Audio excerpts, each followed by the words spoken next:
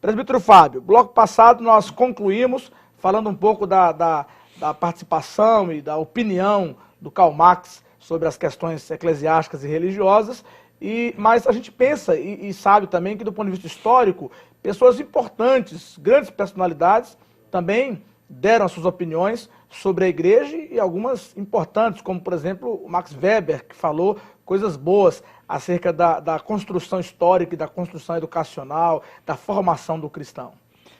Certamente. O Max Weber, ele é um testemunho muito importante, porque é um testemunho de fora da igreja, não é? E ele começa a identificar que existem algumas nações que são desenvolvidas e algumas nações que não são desenvolvidas.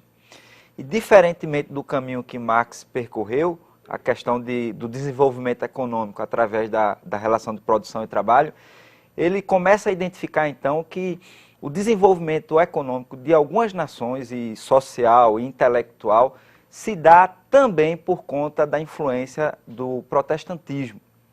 Então, é um testemunho importante do Max Weber, que é de fora da igreja. Quando ele olha para o cristianismo, ele vai identificar que nessas nações desenvolvidas, intelectualmente inclusive, ele vai perceber que nos cargos políticos importantes, ele vai perceber que os agentes de produção, ele vai perceber que os educadores, nesses países desenvolvidos, eles têm uma característica muito interessante, que é a predominância de protestantes.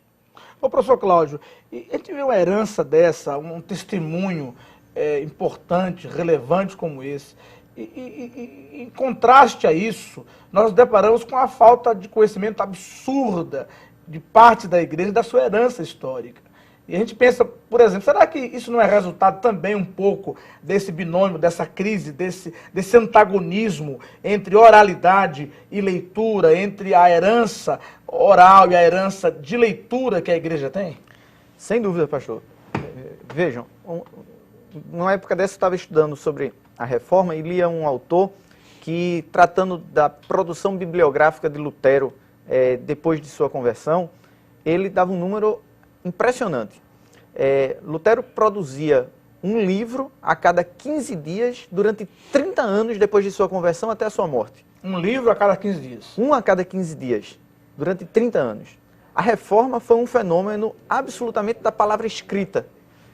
E alguns chegam, inclusive, numa metáfora, dizer que a Reforma foi filha da imprensa de Gutenberg. Porque o discurso dos reformadores pôde ganhar o mundo, literalmente falando, que era a Europa daquele momento, e depois, quando atravessou a América do Norte, através do papel impresso. Os discursos, as pregações, as propostas dos reformadores, através desses textos impressos.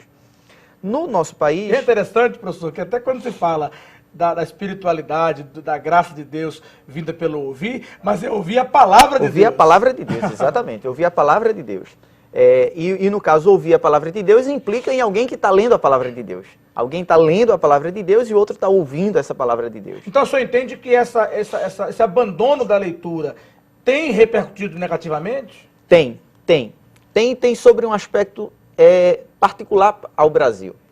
O crescimento extraordinário das igrejas nas últimas décadas se fez, isso não é uma crítica, com, evidentemente, uma parcela muito grande de pessoas de baixa escolaridade.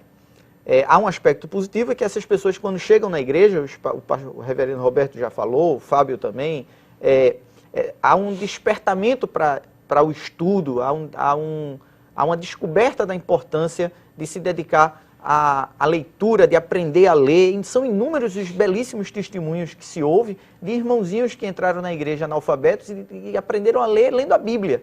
Isso é belíssimo de se ver e de se ouvir. Entretanto, isso tem um outro aspecto. Nós tivemos no Brasil um crescimento muito maior do universo musical do que o do universo da leitura.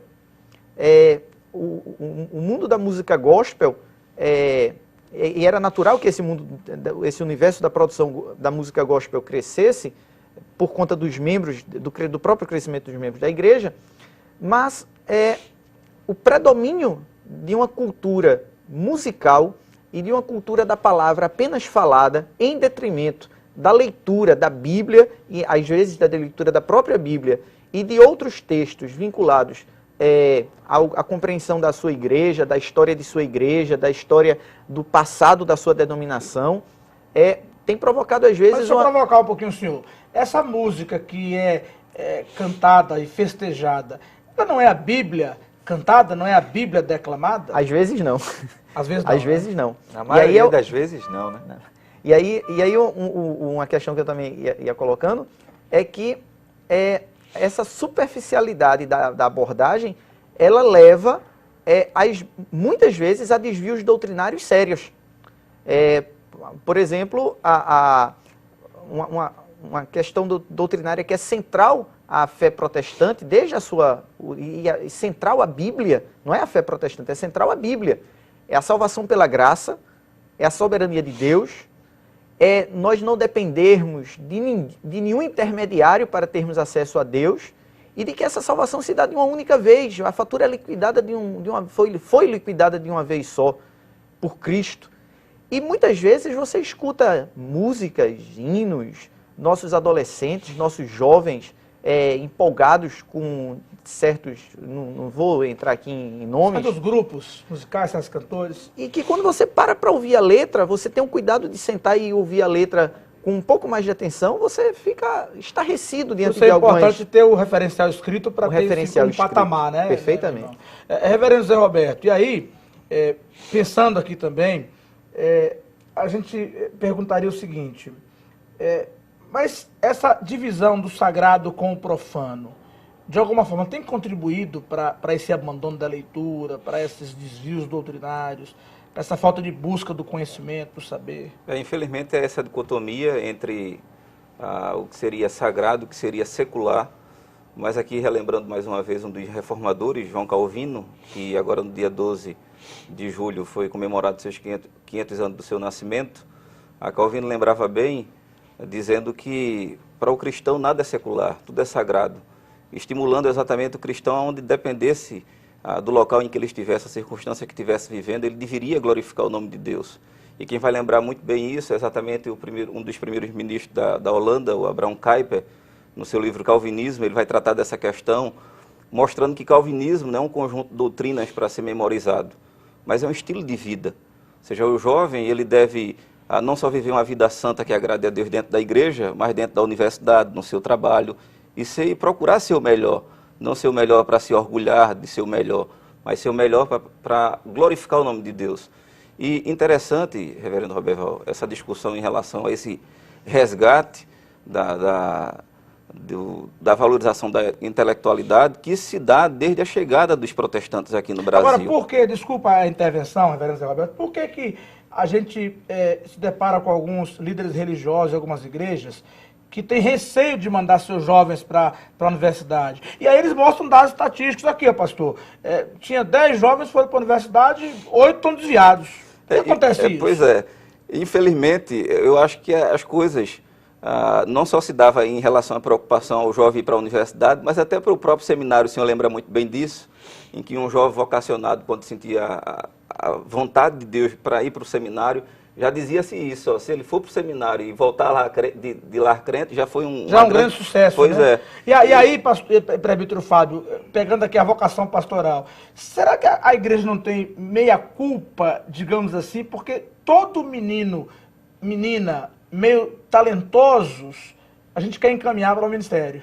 Ninguém pensa no menino da UPA, o adolescente da Guerra Batista, como o advogadozinho, como o governadorzinho, como o prefeitozinho, como o médicozinho, sempre como o pastorzinho. E conquanto seja verdade que nós devemos estimular as vocações sacerdotais, mas não é a única forma de servir a Deus. Não, certamente que não.